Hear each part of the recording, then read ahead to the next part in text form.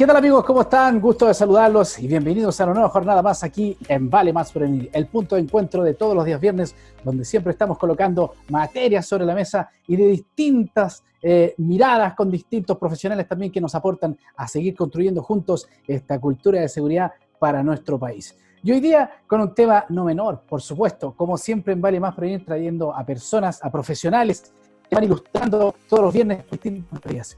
Guía de cuidados en el hogar para personas con COVID-19. Seguramente, y para las personas que han sufrido la contaminación del COVID-19, un tema es lo que pasa en los hospitales y otro tema es lo que pasa en tu casa.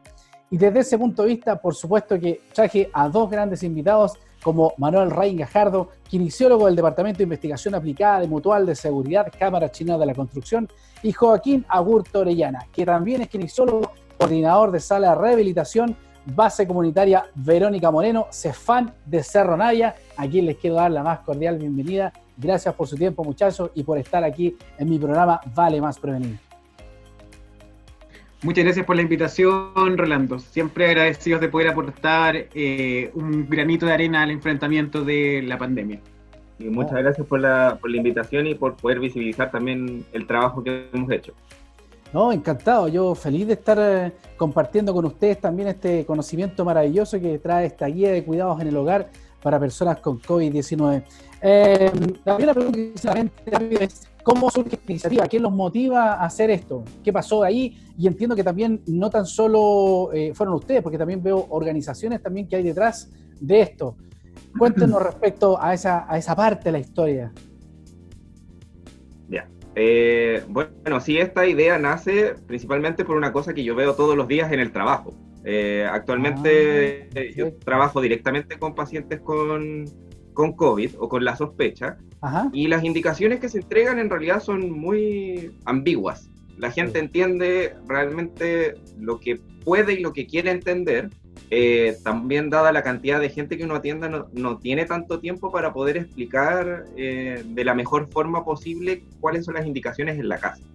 Entonces un día conversando acá empezamos a ver que realmente ese era un problema si es que nosotros que nos dedicamos a la parte de kine, a la parte más respiratoria generalmente, de qué forma influyen los cuidados en la casa en la evolución de esta enfermedad. Así que nos pusimos a conversar y en un momento dijimos el reposo relativo. Reposo relativo, todos entendemos cosas distintas respecto a eso. Pero después fuimos avanzando en la conversación y no fue solo el reposo relativo, sino que fue la alimentación, fue la hidratación, el cómo descansar. Exactamente. Si te pregunto a ti, Rolando, por ejemplo, ¿qué entiendes tú que el médico te dice guarda reposo relativo? ¿Qué es para ti, por ejemplo? ¿Qué hace el reposo relativo? ¿Es me acuesto, me levanto, estoy acostado, me está levantado? Sí. Eso es una problemática que nosotros vemos justamente, como dice Joaquín, que las personas, el común de la población, que no entiende un lenguaje más técnico, no entiende estas indicaciones. O sea, claro. El tema del reposo, para nosotros como kinesiólogos, es bastante complejo porque una persona que se mantiene, por ejemplo, que se entiende el reposo relativo, así, me voy a quedar acostado en cama. Ajá. Y se queda acostado en cama, o sea, sospecha de COVID, le tomaron su examen, lo mandaron para su casa, le dieron las indicaciones, hidratación, alimentación, reposo relativo, más los medicamentos que son antipiréticos, básicamente. Ajá. Paracetamol para la fiebre, y le dicen guarde reposo relativo. Entonces la persona, hay muchas personas, y conversando aquí con amigos o con conocidos que han tenido el COVID, las personas dicen, me voy a acostar. Imagínate si estás con fiebre y te sientes más o menos mal, y aparte te dieron esta noticia terrible de que estás diagnosticado con COVID-19, entonces las personas que tienden a hacer, acostarse. Exacto. Entonces, eso para nosotros desde el punto de vista kinesiológico atenta contra toda la base fisiológica de la respiración normal. Porque ¿qué pasa cuando tú estás acostado en 180 grados? La base de tus pulmones no se inflan lo suficiente, lo que necesita tu cuerpo, básicamente. Entonces, lo que uno hace en el hospital, por ejemplo, o las recomendaciones que das de reposo, es que este reposo no se haga en posición acostada. La persona, de hecho, no tiene que acostarse. ¿Sí? Claro, tiene que estar semisentado, con cojines en la espalda, idealmente que se pueda mover. porque esto es un problema general, es de todo el cuerpo, y no lo podemos aislar solamente al hecho de que tenga fiebre, o no lo podemos aislar solamente al hecho de que tiene dolor corporal, sino que en esta guía nosotros lo vemos como un conjunto. Y así fue como después, poco a poco, nos dimos cuenta que esto escapaba de nuestros conocimientos.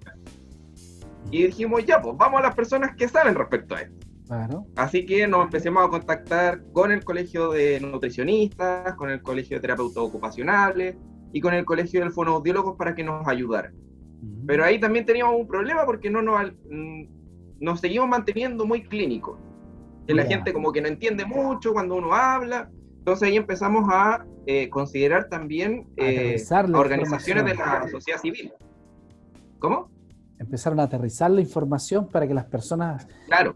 Comúnmente van a un... Porque, claro, tú diste en el clavo, reposo para mí es una cosa, para el empleador es otra cosa, para quien está afectado otra cosa. Y después llego a casa, claro. ¿Y cómo lo interpreto en mi casa? ¿Que me tengo que andar paseando? No, me entro, me acuerdo. Tienes toda la razón. Tienes toda la razón. Ese sería como una de las importancias de esta iniciativa. Claro, pues la importancia de esta iniciativa es que nosotros aterrizamos esta información que para nosotros es muy obvia y que lo sabemos desde como lo súper técnico, que le decimos, no, es que tiene que tener hidratación abundante. ¿Pero qué es hidratación abundante? ¿Qué es el reposo relativo? ¿Qué son estas cuestiones que para los que trabajamos en salud son súper simples, pero para el resto de la gente no? Entonces, como seguíamos esa misma línea, dijimos, ya, pues tenemos que empezar a juntar personas también que no necesariamente sean del área y que nos ayuden a aterrizar esto. Entonces, entramos en contacto con el Núcleo Feminista de Terapeutas Ocupacionales, que nos ayudaron bastante también para poder tener una mirada desde el feminismo y desde considerando a las personas como sujetos de derecho. Sí. Y también se sumó CORDES, que es la Corporación de Inclusión y Salud Mental. Mira. Y el trabajo conjunto nació esta guía que nos tiene muy contentos. La idea era poder incorporar a estas organizaciones de la sociedad civil y sacarlo un poco desde la academia, desde solamente colegios profesionales. Entonces, cuando tú juntas a colegios profesionales que tienen un lenguaje muy técnico, un trabajo muy técnico, la idea es poder justamente aterrizarlo compartiendo el conocimiento con estas organizaciones que pueden traducir o transformar esta información a un lenguaje simple. De hecho, aparte, le solicitamos a una periodista que pudiese revisar el documento para que el lenguaje fuera lo más simple posible, para que la comunicación fuera lo más efectiva posible. Entonces fue un trabajo bien bonito, la verdad, en su inicio. No exento de dificultades, claramente. Hay muchas personas que no tienen, en tiempos de pandemia, responder correos muchas veces es bastante complejo. Entonces, de hecho, nuestra invitación fue abierta a todos los colegios profesionales, al colegio de enfermeras, al colegio de psicólogos y así otros colegios profesionales que lamentablemente no pudieron adherir, probablemente porque se les pasó el correo, pero no porque no quisieran participar. Oh, totalmente. Entonces, yo como desde algo bien personal, desde algo que vemos nosotros, y que fue sumando adherentes de acuerdo a la expertise de cada área. Ahora, respecto a la importancia, o sea, hay algo súper relevante que de mencionar, creo yo, que es el tema del riesgo de hospitalización, ¿ya? Y en términos muy simples, hay que pensar que actualmente no tenemos un tratamiento específico para el COVID. No hay una vacuna, ¿cierto? Es lo que todos estamos esperando. Por lo tanto, el tratamiento es sintomático, ¿cierto? Antipiréticos, hidratación, alimentación y todo. O sea, básicamente dejan que tu sistema inmunológico pueda luchar contra el virus dentro de tu cuerpo. Entonces, para que tu sistema inmune esté en las mejores condiciones, claramente, primero, tienes que estar muy bien hidratado, ¿sí? O sea, la hidratación finalmente es la que permite el poder eliminar las toxinas, eliminar todos los productos de desecho que está generando el organismo cuando está enfrentando el COVID. Y por lo tanto, es fundamental tener una buena hidratación, ¿sí? Lo mismo con la alimentación. O sea, mi cuerpo requiere energía, nutrientes, vitaminas, minerales, ¿cierto? Exacto. Para poder facilitar al sistema inmune el poder hacer su pega, básicamente. Hacer su función, que es enfrentar al COVID. Y lo otro es el movimiento. O sea, si yo me voy a mantener en reposo, acostado 3 días, claramente mi organismo no va a funcionar de la misma forma. Yo necesito que mi sangre circule, necesito que mis pulmones se mantengan inflados, ¿cierto? Por lo tanto, tenemos dos situaciones. Una persona que se hidrata mal, una persona que se alimenta mal, una persona que se mantiene en cama 3 días. Esa persona claramente va a tener un riesgo de hospitalización mucho más alto que una persona que se hidrata adecuadamente, que se mantiene activa y en movimiento, y que se alimenta como debe alimentarse. Entonces, por eso es la importancia de poder presentarle esta guía a la población, dado que efectivamente repercute de forma bien importante sobre el riesgo de hospitalizarse. Por eso le solicitamos a la población la difusión de la guía, claro, el seguimiento de las recomendaciones, que en general son bastante simples, pero como explicaba Joaquín previamente, no son bien entregadas dada la contingencia o no son entendidas por la población. Oye, tal vez la persona que los escuche o quiera interesarse en esta guía, tal vez haga la pregunta, bueno, ¿a quién está específicamente dirigida esta guía? ¿A quién cuida de una persona con COVID o a quién le podría dar COVID, quién tiene COVID? ¿A quién está definitivamente hecho, cuál es el grupo objetivo en el fondo? Ya, la guía está hecho para los dos grupos. La guía incluye dentro de un apartado exclusivo a las personas que se dedican a cuidar, principalmente mujeres en Chile, que se dedican a ser cuidadoras de familiares o de alguna otra persona. Le da algunas recomendaciones de cómo poder cuidar a esta persona, y también considerando el hecho de que esta persona que cuida se puede contagiar también. Y por otra parte, toma en consideración también las personas que se pueden llegar a enfermar o que en este momento están cursando con la enfermedad y que no saben qué hacer. Y también nos preocupamos de que el lenguaje fuera lo más simple posible. Está dirigido, de hecho, para ti. Así dice la guía. Tú tienes que evitar mantenerte tanto rato sentado, o sea, tanto rato acostado.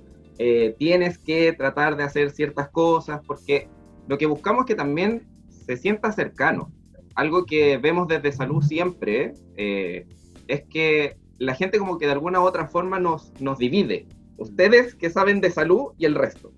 Y es como, no, pues si salud finalmente es mi pega al área de que sé. Exacto. Y yo quiero transmitir esta información para ti, para que tú la puedas aplicar, para que tú la puedas usar en tu casa y que recurras a nosotros cuando realmente esto se escape de tus manos. Porque ese es el problema que estamos viendo ahora. O sea, la cantidad de gente que llega a urgencia, que llega con problemas que son relativamente simples, ocurre también porque nosotros no hemos sabido transmitir la información de que cómo te tienes que cuidar, frente a qué situaciones te tienes que preocupar, esto es normal dentro de, esto es esperable. Entonces apuntamos a todas las personas. En este momento lo hicimos pensando en adultos, pero también sabemos que los niños son un factor súper importante. Lo que pasa con las personas mayores también es súper relevante. Personas en situación de discapacidad. Estamos pensando también en la población migrante, principalmente los que tienen otra cultura y los que tienen otra cosmovisión respecto a la sociedad. Este es un trabajo que está recién empezando en realidad. Sí, y yo me imagino que de igual manera es un tema no menor si lo miramos desde el punto de vista que la crisis también ha dejado en evidencia las problemáticas que las personas hoy día tienen en un acceso a la habitación o a la vivienda en el caso. Te pongo el caso de María Elena. María Elena desde el año 1906, 1902 fueron construidas las casas y no tienen lugares donde las personas pueden aislarse dentro de su mismo hogar. Eso es por un lado. Y por otro lado, cuando uno mira lo que ha ocurrido también en lo que pasó en el censo del año 2017, del total de viviendas nacionales, el 7,3% presenta índices de hacinamiento. Y además, si lo desglosamos esta cifra por un tipo de vivienda, el 41% de las piezas son de casas antiguas o de estos, no me gusta llamarle conventillos porque es una palabra muy antigua también, pero que también se encuentran en situación de hacinamiento. Entonces, ¿cómo podríamos enfrentar desde esa mirada la problemática también en caso de que una persona haya sido asintomática, ve esta guía y dice, wow, voy a seguir las recomendaciones, pero ¿dónde me aíslo? Pues si yo vivo hacinado, ha pasado con los haitianos, con las personas que viven en Quilicura, sí, en Grandes Cité. ¿Cómo ven ustedes ahí? Yo sé que la tarea es larga. Y tal vez esto también siga haciendo más sentido y no creo que sea la única guía que ustedes también puedan sacar al respecto. Pero ¿qué opinión les merece respecto a este tema del hacinamiento y lo que estoy comentando al tema de las viviendas? O sea, completamente de acuerdo contigo, Rolando. De hecho, efectivamente, el hacinamiento que existe en nuestro país, dado todos los datos que nos pudiste entregar y claro, lo que uno ve también, efectivamente las personas en muchas ocasiones no pueden hacer un aislamiento efectivo porque hay muchas personas en la casa, porque las casas son muy chicas, o por las condiciones de pobreza, o hay personas que están de allegadas. Entonces, ¿qué ocurre? La estrategia sanitaria apunta a que estas personas deberían ocupar una residencia sanitaria. La estrategia actual de testear, cazar y aislar, justamente en la parte de aislar, busca que las personas que no tienen acceso a poder generar un aislamiento adecuado puedan trasladarse a una residencia sanitaria. Y ese es parte del trabajo que tiene que hacer el Ministerio de Salud y el gobierno en general para poder implementar una estrategia adecuada. Lamentablemente, hasta el momento, ese trabajo todavía presenta una serie de complicaciones y brechas porque no se ha podido hacer un puente, un nexo óptimo entre la atención primaria, por ejemplo, que es son los centros de salud que están ahí en el territorio, y las residencias sanitarias. O sea, recién ahora, después de 3 meses de pandemia, estamos viendo cómo educamos a una persona que diga, ¿sabes qué? Yo no tengo las condiciones para hacer un aislamiento efectivo en mi casa y por lo tanto necesito una residencia sanitaria. ¿Sí? Eso está, claramente, pero no se ve como el foco principal actual, es lo que debería ser. Entonces, claro, entendemos que la autoridad tiene conocimiento, la autoridad claramente está aumentando la cantidad de residencias sanitarias, está aumentando, está facilitando el ingreso a estas. Creemos sí que en mi caso, por lo menos desde mi punto de vista, creo que ha sido un poco lento, ¿sí? Y eso ha propiciado que en muchas ocasiones hayan contagios justamente porque las personas no pueden guardar el aislamiento. Y ahí un poco, en referencia a lo que decía Joaquín y lo que decías tú también, esta guía es una guía inicial. O sea, claramente nosotros incorporamos a nutrición, fonoaudiología, terapia ocupacional, el colegio kinesiólogo, a estas organizaciones de la sociedad civil como el Núcleo Feminista y Cordes, pero también deberíamos incorporar, por ejemplo, a los trabajadores sociales. O sea, pensando en una persona que justamente no tiene idea cómo ingresar a una residencia sanitaria, que no sabe y puede que no se le informe en su centro de salud. Imagínate en una urgencia que tienes ingresos todo el día. Yo lo único que quiero es ir sacando pacientes, básicamente. Entonces, puede que esta persona se sienta totalmente sola y poco acompañada y sin tener idea justamente de todo esto que necesita. O sea, esta persona podría no saber incluso que están las residencias sanitarias o cómo acceder. Entonces, justamente ahí, en próximas versiones, idealmente que las propias trabajadoras sociales puedan decir, oiga, ¿sabe que si usted se encuentra en situación de vulnerabilidad, que se encuentra en situación de hacinamiento, estos son los contactos, estos son los conductos regulares, a quién tiene que llamar, con quién tiene que contactarse, cosa que la persona se sienta acompañada en su proceso de recuperación? Esa es un poco la idea de la guía, que nace justamente aparte de la parte física, fisiológica, el riesgo de hospitalización y todo, es que las personas muchas veces se ven en una situación de no saber qué hacer. O sea, estoy con COVID en mi casa, ¿y qué hago? ¿Y cómo? ¿Con qué me hidrato? ¿Me mantengo acostado, me levanto? ¿Qué hago con la salud mental? El miedo. Entonces, claro, ahí dentro de todo eso la idea es ir aumentando y justamente el tema del trabajo social es muy importante en relación a lo que mencionaste. Oye, fascinante la aventura que están viviendo, ¿eh? Yo creo que desde ya la segunda parte podría denominarse qué otras realidades esconde, en este caso, la precariedad habitacional y los hacinamientos en Chile versus el COVID-19. Tal vez ahí sería una segunda parte, porque durante el desarrollo de la crisis sanitaria hemos visto campamentos donde sus habitantes sufren por falta de agua, una villa de bloques, ¿cierto?, en las cuales resulta muy difícil también hacer la cuarentena con las condiciones de hacinamiento en las cuales están. Y eso que estamos hablando de personas que en estricto rigor también están reconocidas por el Estado, ya sea por una ficha social o porque tienen un acercamiento al municipio, etcétera. Pero ponte a pensar en el caso de las trabajadoras sexuales. El trabajo sexual en Chile no está reconocido como trabajo y por ende son personas que hoy día no tienen ni siquiera opción a optar a algún beneficio por parte del municipio o del Estado. Entonces, claro que es un tema que está prácticamente en pañales, y esta crisis nuevamente nos hace ver y nos revela nuevamente las precariedades en las cuales viven a los ciudadanos y las desigualdades también, esas brechas tan grandes que hay entre el que tiene más y el que definitivamente no tiene nada. Es ahí donde apunta también, yo creo, el entusiasmo de ustedes desde el punto de vista social. Y qué bueno que se hayan dado esa alternativa. Imagínense, ustedes son dos profesionales del área de la salud y tú lo empezaste a evidenciar gráficamente donde tú estás trabajando, y me imagino que en ti, así como yo en algún momento dije, bueno, basta de queja, yo pongo un programa donde todas las personas tengan voz, opinión, y ayudemos a seguir construyendo una cultura preventiva para nuestro país, y además para la toma de decisiones, y de buenas decisiones. Pero para eso hay que estar informados. Claro. Yo imagino que usted dijo, bueno, hagamos algo, si ya la crisis ya está, las desigualdades existen, y no porque me siga quejando en mi casa las vamos a cambiar. Que eso a mí me motiva mucho más, y por eso cuando tú me dijiste, oye, presentemos esta guía, no, vamos a presentarla, y no me cae la menor duda de que va a tener muy buena recepción en los ciudadanos, que, bueno, sabemos que el 40% de la población en Chile no lee, pero esa es otra historia. Tenemos los celulares, en nuestro país hay más celulares que personas. Ojalá podamos hacer un código QRL donde las personas bajen la información a un celu, no sé, una alternativa para que la persona ande todo el día conectada y sepa por lo menos hacia dónde apunta esta guía.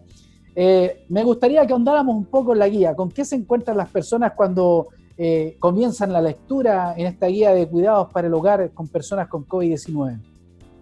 ¿Te puedo compartir pantalla, Rolando? Oh, pero sería Pues, fascinante, sí, don sí. Manuel, encantado. Sí. Estamos conversando con Manuel Rey Gajardo, kinesiólogo del Departamento de Investigación Aplicada de Mutual de Seguridad, y también Joaquín Agurto Orellana, kinesiólogo y un CEFAM de Cerro Navia, donde está la realidad. Ahí estamos conversando sobre esta guía que nos traen respecto al cuidado en el hogar para personas con COVID-19. Cuando tenga lista la pantalla, compártela, y usted ahí nos va mostrando. Necesito autorización tuya, Rolando, para poder compartir. Excelente, la voy a denegar de manera inmediata. A ver, déjame ver acá. Entiendo que deberíamos optar acá donde dice, aquí al ladito, bien, varios participantes. A ver, creo que La sí. tecnología. Ahí Ahora sí, sí, perfecto. ahí está, ¿no? Como decía un gran relator deportivo. Bueno, esto que pueden ver ahora es la primera versión de la guía. Perfecto. Achiquémosla un poquito esta es la ahí. versión- Eso, ahí sí. Esta es la versión extendida porque tenemos aparte otra versión más Ajá. corta. Nuestra idea es que la versión más corta se puede entregar en las urgencias, al momento en que las personas le hacen el examen, o que también se puede entregar cuando los llaman y los notifican respecto a si es positivo o no el PCR. Ok. ¿Ya? Bueno, aquí tenemos la portada, pero inmediatamente los colegios participantes, también las otras organizaciones, y Mira, nosotros partimos con las recomendaciones generales. Ok.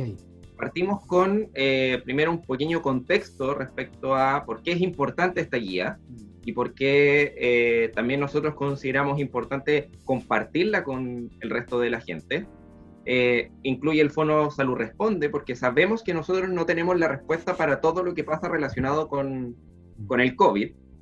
Sabemos que hay personas también que presentan situaciones particulares de salud, y en ese sentido nosotros las instamos siempre a que se acerquen a sus centros de salud, se acerquen a los profesionales que los atienden de manera constante, porque ellos saben mejor que nadie qué es lo que pueden hacer o no frente a esta pandemia, ¿ya? Y partimos con las recomendaciones generales que se ven acá, principalmente evitar fumar cualquier sustancia, sea legal o ilegal, y evitar beber alcohol, porque ambas situaciones fuerzan al cuerpo a tratar de combatir algo que es ajeno a él, y por lo tanto el proceso de recuperación frente a esto va a ser más complejo que si uno no consume ningún tipo de sustancia como el alcohol o como el cigarrillo o como cualquier otra. ¿Ya? También se insta a que sigan haciendo sus actividades normales dentro de lo que recomienda también la autoridad sanitaria. Es decir, si una persona está contagiada, igual se puede bañar, igual se puede levantar, puede hacer aseo, puede ventilar su pieza. O sea, si todo eso, su salud se lo permite, nosotros instamos a que lo pueda hacer, al mismo tiempo que instamos a que trate de mantener aislamiento lo más que se pueda dentro de la realidad que tenga. Sabemos cómo... Igual acá se saca de manera inmediata el mito que algunos dicen, no, si yo fumo marihuana, así que el COVID no me va a atrapar, y mientras más alcohol consuma, va a ser genial. Hay gente que todavía no hacen eso, ¿eh? Sí, hay muchos mitos, tal cual dices tú. Efectivamente, claramente recomendamos evitar fumar. Es una muy buena instancia la pandemia, de hecho, para dejar de fumar. Yo fui fumador muchos años. Mira. Volví a fumar durante la pandemia. Y ahora afortunadamente ya hace un mes aproximadamente que dejé de fumar cigarrillo, entonces es una buena instancia. Y claramente si estás cursando con la enfermedad, o sea, en ningún caso, porque claramente eso aumenta el riesgo de que te hospitalices, aumenta el riesgo de cursar con una condición más grave. Entonces lo primero es, de recomendaciones generales, evitar fumar y evitar beber alcohol.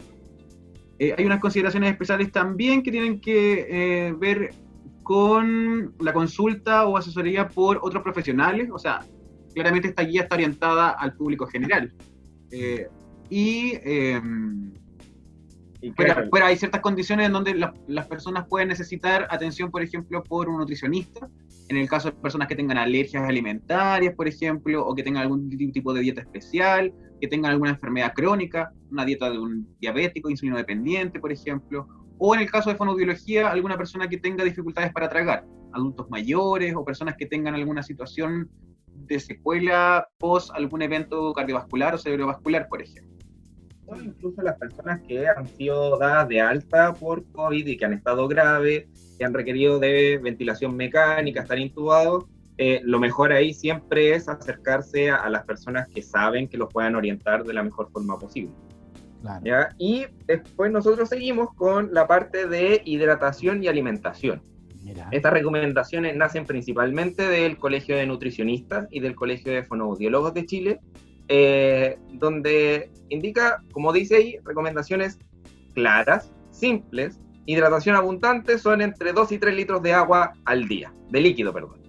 ¿Ya? El líquido puede ser cualquier agua con sabor a fruta, agua hervida, infusiones. Gasificada, no gasificada.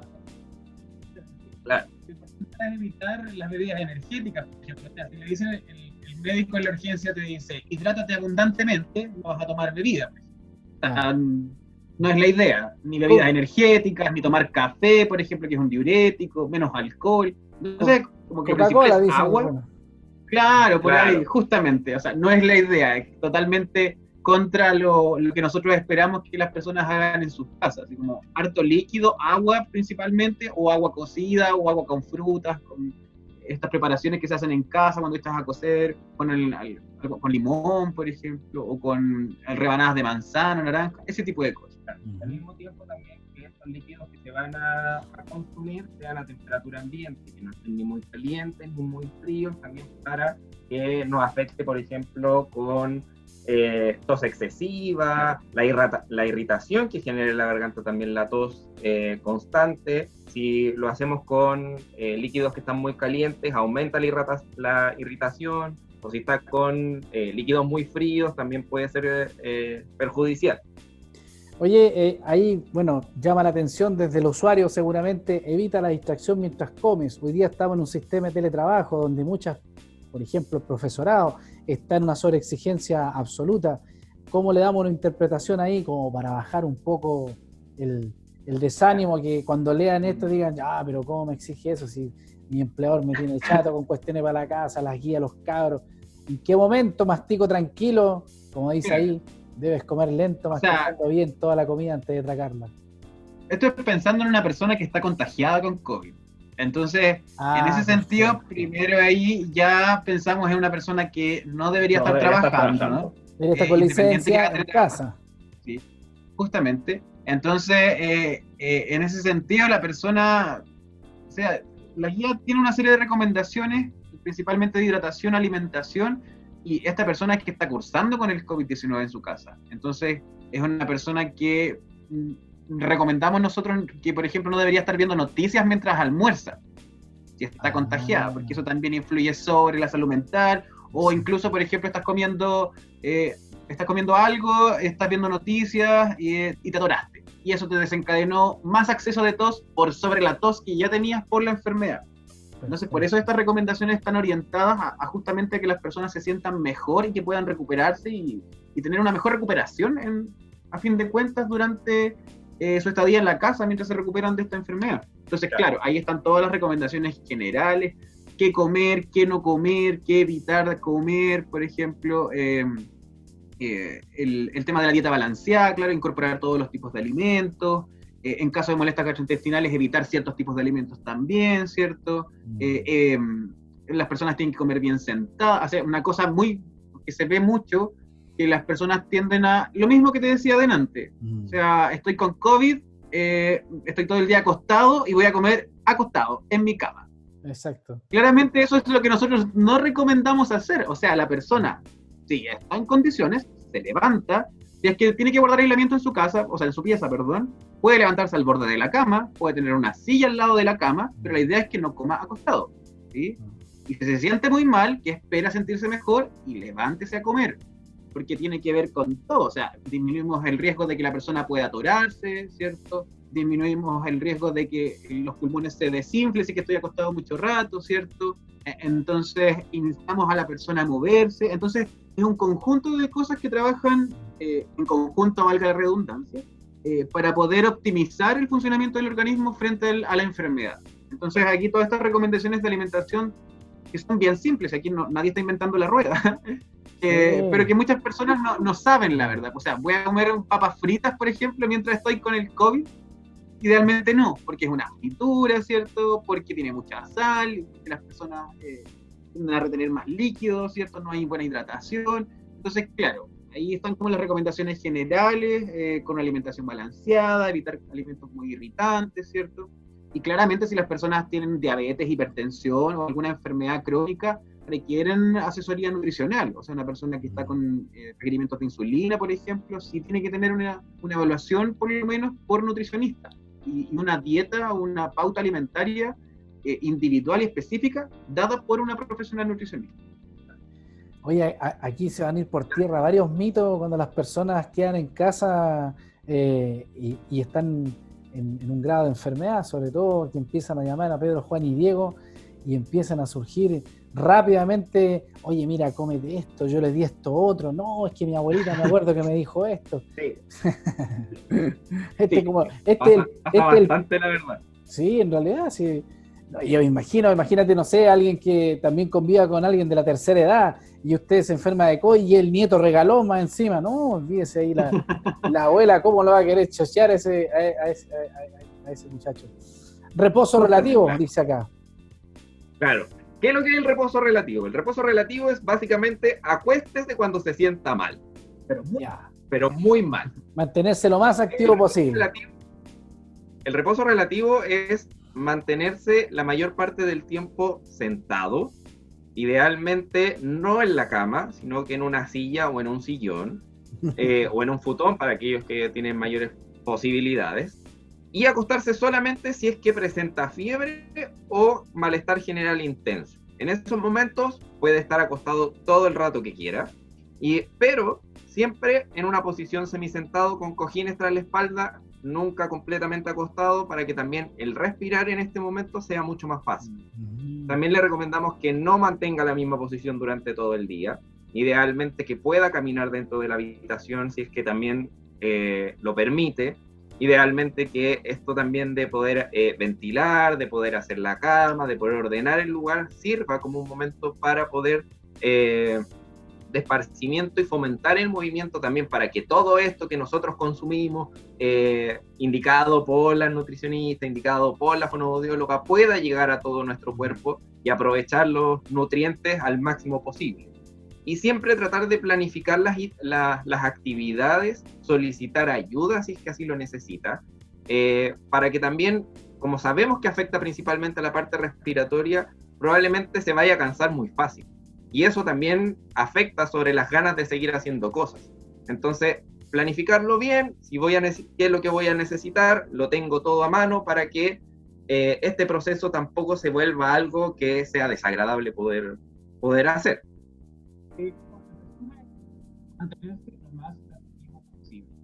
Eso, no acostarse, no mantenerse acostado. Está descrito hace varios años en la literatura que el reposo prolongado en cama tiene una serie de efectos perjudiciales sobre varios sistemas, o sea, sobre el sistema respiratorio, y en este caso respiratorio es realmente importante. O sea, si los pulmones tienen estas especies de saquitos que se van inflando, y claramente si tú estás acostado, no todos esos saquitos se inflan. La parte de atrás, la parte de abajo de tus pulmones, si tú estás acostado durante mucho tiempo, no se llenan de aire, por lo tanto nosotros queremos evitar eso, porque claramente es perjudicial para el sistema respiratorio, que es uno de los más afectados por el COVID. Entonces el mensaje final es ese, mantenerse lo más activo posible. No le estamos diciendo a una persona que si tiene 38,5 de fiebre y se siente pésimo, no se acueste, claramente no. Pero si es que ya le tomaste el antipirético, ya bebiste una cantidad adecuada de agua y te sientes mejor, levántate. Y si quieres descansar, como dice Joaquín, sentado, no acostado. Y eso implica el poder hacer el aseo en la pieza, por ejemplo, el hacer la cama, el abrir la ventana para ventilar, ¿cierto? Caminar en la pieza, sí, es que pararse, sentarse, por ejemplo. Pero la idea es no mantenerse. Ahora, lo que no quita que la persona también pueda descansar. Claro. Sí. O sea, las personas, evidentemente, si estás cursando una enfermedad, te sientes mal, puedes descansar. Idealmente nosotros recomendamos que si vas a tomar una siesta, no sea más allá de 20 a 30 minutos, porque también esto puede afectar la regulación del sueño. Después pasas toda la noche despierto y duermes todo el día, tampoco es la idea. También tratar de alejarse de la televisión, el celular, la radio, cosas que sean distractoras a la hora cerca en las cuales te vas a disponer a dormir, para que también tu sueño sea reparador. Se ha visto por diferentes estudios que el momento en que uno duerme es el momento en el cual el cuerpo mejor se prepara a poder enfrentar una enfermedad. Entonces el descanso es sumamente relevante, respetar los horarios, tratar de dormir alrededor de unas 8 horas diarias, evitando el té, el café, el alcohol, para que el sueño sea lo más reponedor posible. Y por sobre todo, evitar las noticias antes de ir a acostarse. Mira, difícil tarea para algunos. Sí. Eso tiene que ver con el punto que yo creo que es una de las cosas bien importantes que pudimos incorporar desde los organismos de la sociedad civil, como el núcleo de terapeutas ocupacionales feministas y CORDES, que tiene que ver con los cuidados de la salud mental. O sea, imagínate que te den un diagnóstico de COVID. ¿Qué significa esto para una persona, cierto? En ese sentido, claramente aquí se indica que es esperable que las personas sientan miedo, sientan angustia, ¿cierto? Que sientan rabia incluso. Y esto trata de un poco entregar ciertas recomendaciones muy generales respecto a cómo poder cuidar la salud mental dado este diagnóstico. Entonces se entrega, por ejemplo, que conversar sobre las emociones es algo muy importante para poder manejarlas de mejor forma.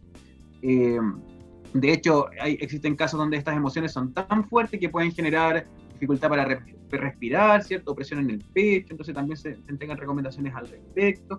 Y tal como decía Joaquín, esto de las noticias antes de dormir, o sea, si tú estás con COVID y estás viendo las noticias de las 12 de la noche, en donde se están dando datos de fallecidos, datos de ventiladores mecánicos, claramente tu cabeza no logra desconectarse y te dificulta mucho el conciliar el sueño, o si es que lo logras conciliar, puede que te despiertes en la noche, tengas pesadillas, y eso claramente también afecta a la capacidad de recuperarse que tiene el organismo.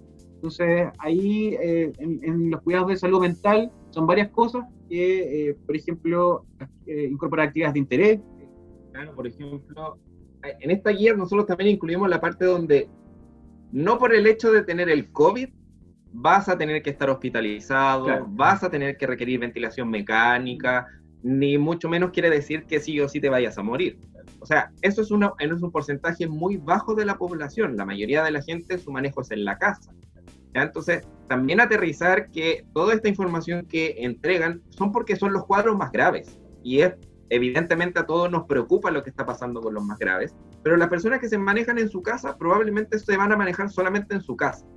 Y por eso también encontramos súper importante poder dar espacio a las necesidades espirituales de cada una de las personas. Si es necesario orar, rezar, meditar, todo lo que sea necesario para poder de alguna forma sobrellevar esta situación. Estamos en una situación excepcional, estamos en una situación que genera un quiebre en cada uno de nosotros, pero esta es una situación que va a pasar. Esta es una etapa más dentro de. Entonces también tenemos que saber cómo llevarlo para después, porque en algún momento tenemos que retomar con nuestra vida relativamente normal.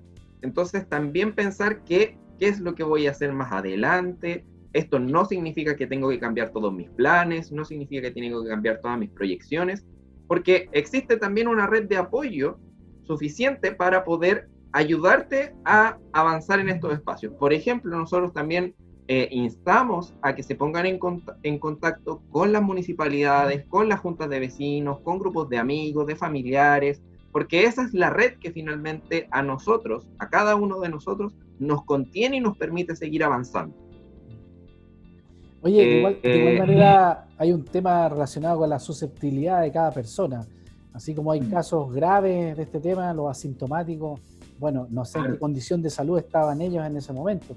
Yo me imagino que eso también debe jugar un rol y vaya que marca la diferencia entre estar al borde de la muerte o ser asintomático.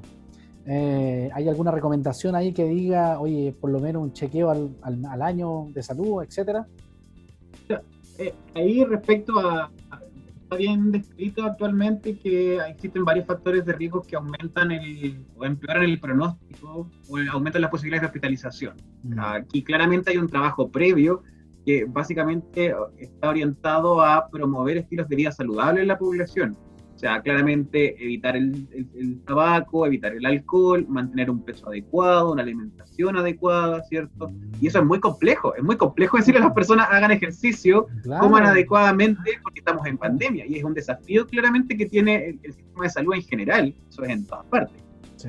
Y lo otro, claramente el controlar, si es que tienes enfermedades crónicas no transmisibles, controlarlas. O sea, entre tener una persona diabética compensada con otra descompensada, eso sí puede marcar la diferencia entre que una persona caiga o no caiga un ventilador, por ejemplo, ¿cierto?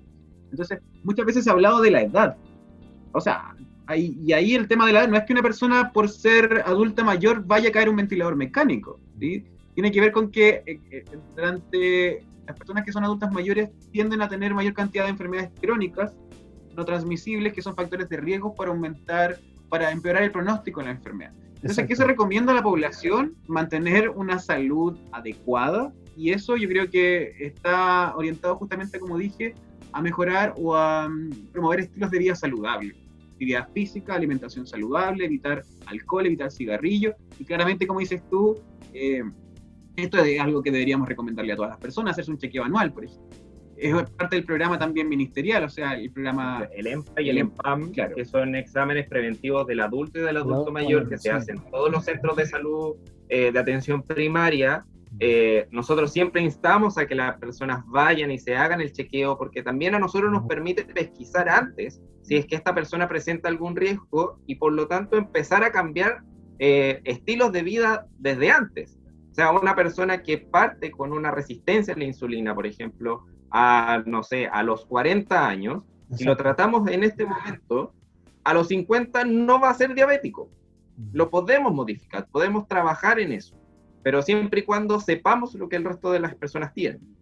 Eso, por último, en la guía, eso igual es complejo de poder ejecutar, sobre todo con personas que ya superaron la barrera de los 66 años, porque ellos además vienen de una historia en la cual iban al médico cuando algo ya realmente dolía y no necesariamente iban al médico porque había que chequearse. Son pocos los que en el camino optaron a esa opción y a ese creo de ir al menos 2 o 3 veces al año a hacerse un chequeo médico.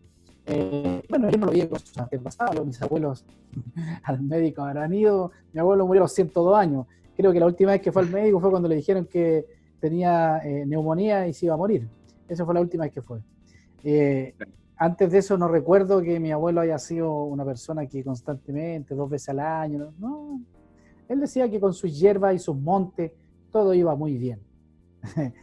Parte de la idiosincrasia con la cual... Claro, lo que pasa es que es eso, también tiene que ver con el estilo de vida que ellos llevaban antiguamente. O sea, es muy distinto el estilo de vida que nosotros tenemos hoy, donde el trabajo es distinto, donde el esfuerzo es distinto, Exacto. donde la energía está también enfocada a cosas distintas. Entonces, a pesar de eso, igual puedo decir con cierta propiedad que la mayoría de las personas que asisten a estos controles son adultos mayores. Mira. De hecho, la población más joven es la que cuesta más que pueda asistir a sus controles. Trabajando en la sala de rehabilitación, yo tengo, no sé, el 80% de la gente tiene sobre 60 años y asisten a todos sus controles. Mientras que a las personas que las tengo que dar de alta por abandono son principalmente personas que están en edad laboral, personas que están estudiando, porque su energía está enfocada a otra cosa. El desafío actual del sistema de salud, Roland, hay un trabajo justamente del cómo llegar a las personas. Es un trabajo que tiene que hacer con el APS. Sí, es un desafío. Hay estrategia, hay estudios desde las ciencias sociales como para poder llegar de mejor forma, pero claro, estamos nosotros, nuestro país está al debe en ese sentido. La atención primaria, si bien cumple una función súper relevante, podría hacer mucho más cosas. Actividades de promoción de salud, actividades de prevención de salud, que se hacen. Ahí claramente eso se hace y los centros de salud familiar en todo Chile hacen una pega increíble, sobre todo ahora en pandemia. Pero además, todavía existe un déficit respecto a qué cosas podrían entregar. Sí. Además que también hay algunos medios locales que son muy sensacionalistas con respecto a esta forma de ir a los consultorios, etcétera, y siempre nos están contaminando con lo más negativo, no con lo positivo. Son pocas las veces, bueno, de hecho han hecho documentales con la gente de la salud, etcétera, pero siempre desde una mirada lastimosa, siempre desde una mirada como que cuesta hacer esto. Y la verdad es que no cuesta, no es que no cuesta mucho. Entonces, además se suma también que el contexto país en el cual se da la pandemia, la credibilidad al sistema de salud y a las autoridades que también manejan esto, es paupérrima. Entonces, claro, cuesta más también que las personas tomen la iniciativa propia. Pero, como digo yo, no nos vamos a quedar en la queja. Hay hoy día una guía, aquí está disponible, léala, consúmala y vaya, haga lo que tenga que hacer ahí, si al final de la historia en esto estamos todos. No es que solamente esté un sistema de salud mirando el tema del COVID-19, no, aquí jugamos todos. Y aquí enfrente tengo profesionales maravillosos que se dieron el lujo de hacer esta guía y ponerla a disposición del público para que la gente al menos tenga algo en qué basarse también en términos súper sencillos. Hemos estado relatando ya casi 50 minutos al aire en lo que ha pasado, a 50 minutos como ha pasado el tiempo, muchachos. 50 minutos donde hemos escuchado en términos súper sencillos y concretos el paso a paso. En el tema de los cuidadores, me quiero quedar con lo que dice acá con respecto a que hay que organizar un sistema de relevo de los cuidados. Y además dice que reparte de forma justa el trabajo de cuidado y las actividades domésticas dentro del hogar. Bueno. Que no quede relegada solamente a una persona, es eso básicamente. Justamente. Claro. Oye, que puedan ayudar entre todos, porque finalmente esto es algo que es como medio cliché, pero de esto salimos todos juntos. No es una acción individual. Esto es como nosotros pensamos que trabajamos en comunidad, cómo pensamos que trabajamos como sociedad. Si algo que podemos sacar de todo esto que ha pasado es que se refleje realmente lo que se estaba buscando después del estallido social. Que todos pensamos en el que está al lado, que todos pensamos en un bien común, pensamos que es lo mejor para todos. Y eso lo logramos siempre y cuando nos unamos todos. Nos unamos y entreguemos todo lo necesario para que la persona que está en este momento cursando con la enfermedad se pueda quedar tranquilo en su casa. Pero al mismo tiempo preparar al resto que en algún momento puede pasar, porque nadie está libre de que se contagie. De hecho, incluso hay hasta personas que se han contagiado más de una vez, pensando en esto mismo. Reciente. Podemos dejar de compartir pantalla para que volvamos a expandir las imágenes y comencemos el camino a poder cerrar el telón, la cortina, el acto del día de hoy con estos grandes invitados, con nuestros amigos kinesiólogos. Oye, solamente sé que esta guía es el inicio de muchas otras más, seguramente, Manuel y Joaquín. ¿Qué podemos hacer con la gente que está en campamento? ¿Qué podemos hacer con los que están hoy día en un hacinamiento? ¿Desde dónde podemos abordar ahí la temática?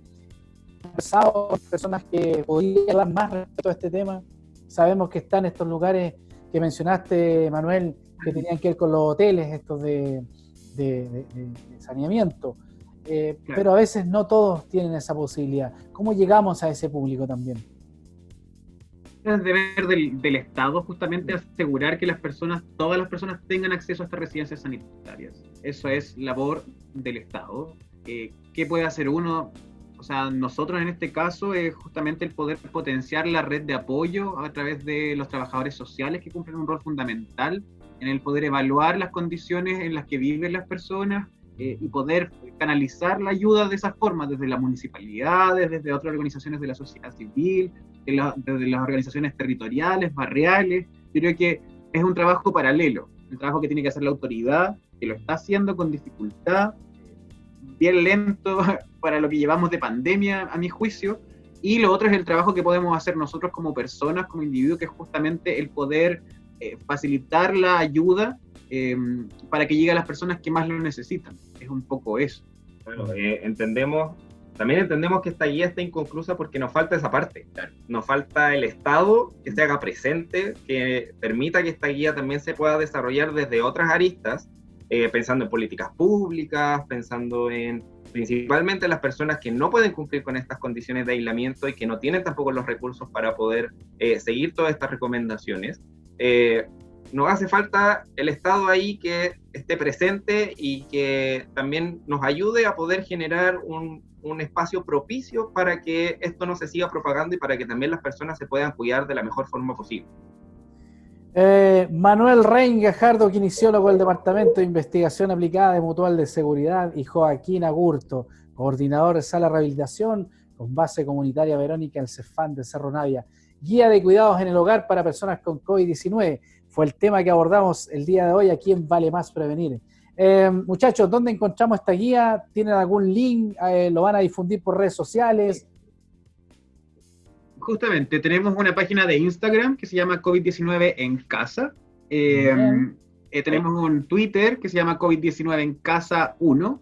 Y están dentro de la misma guía. Al final de la guía está en las redes sociales. ¿Qué más? Claro, también está el correo. Claro. COVID-19 en casa 2020@gmail.com. Cualquier duda lo pueden hacer llegar a través de esas vías. Si no pueden descargar la guía, porque está el link disponible en Instagram y está disponible en Twitter también, nos pueden mandar un correo, nosotros se las mandamos sin ningún problema. Esta versión y la versión corta, la idea es que lo puedan compartir con la mayor cantidad de gente posible. Acceso a los colegios profesionales también está. Perfecto. Acceso para los celulares más adelante para que la persona lo tenga en su celular. Hay un código QR y de hecho hay una versión corta que por tiempo legalmente no pudimos enviarte, que es un resumen que puede ser impreso en una urgencia de un centro de salud. Entonces, que tiene todas estas recomendaciones resumidas. Hay un código QR también tenemos para poder distribuir. Así que estamos viendo la mayor cantidad de medios para poder difundir. Agradecemos en este caso el espacio que tú nos diste, Rolando, para poder mostrar este trabajo hacia la población, así que nosotros encantados de poder entregar esta información que creemos muy relevante para todos en estos momentos. Y quienes quieran disfrutar de este capítulo nuevamente junto a Manuel Rein y Joaquín Agurto lo pueden hacer a través de YouTube, a través del canal también que tenemos www.radiotouchtv.cl y también queda en Face y además en el canal 30 del operador de cable Mundo Pacífico, donde se repite los viernes y los sábados este programa Vale Más Prevenir, el programa de todos. Muchachos, tenemos que despedirnos, se acabó la sintonía del día de hoy, el tiempo es corto, increíble que ya vamos a cumplir una hora hablando con ustedes, pero genial y me voy regocijado también porque personas como ustedes sé que porulan en nuestro país y necesitan que tengan un espacio donde poder difundir todo lo que hacen en favor de las personas. Y Vale Más Prevenir también se dedica a eso. Así que gracias por la sintonía, gracias por estar, por el tiempo también y la dedicación. y esta es su casa. Cuando quieran nuevamente a retomar sobre este tema, y no tan solo este, otros más, encantado. Cuenten con este espacio, porque esto lo construimos entre todos, y así lo entienden. Así que gracias por estar con ustedes el día de hoy. ¿Alguna cosa que quieran hacer? Nada más que agradecer, Rolando. Solo eso, creo que ya lo dijimos todo, dimos las redes sociales, así que Perfecto. agradecer la oportunidad, felicitarte a ti por el programa, que siempre tiene temas muy interesantes. Y claro, también nosotros nos encontramos disponibles en el caso que quieras más información para presentar las próximas versiones de la guía, así que solo agradecer. Sí, muchas gracias por el espacio. También aprovechar de agradecer a todos los que participaron en la confección de esta guía, al diseñador que nos ayudó también para hacer esta guía. Muchas gracias por el espacio y felicitaciones también por el programa. Encantado. Y antes de irme les tengo una petición. Mándenme la versión corta a mi WhatsApp para poder publicarlo en las redes sociales también de Vale Más Prevenir y seguir adelante en esta historia. ¿Les parece? Sí, perfecto, Orlando. Oye, Ningún problema. levantemos la mano y nos despedimos de todos los muchachos y nos encontramos el próximo viernes de 19 a 20 horas en el gran programa Vale Más, el programa de todos. No olviden sintonizar, muchachos. Chao, chao.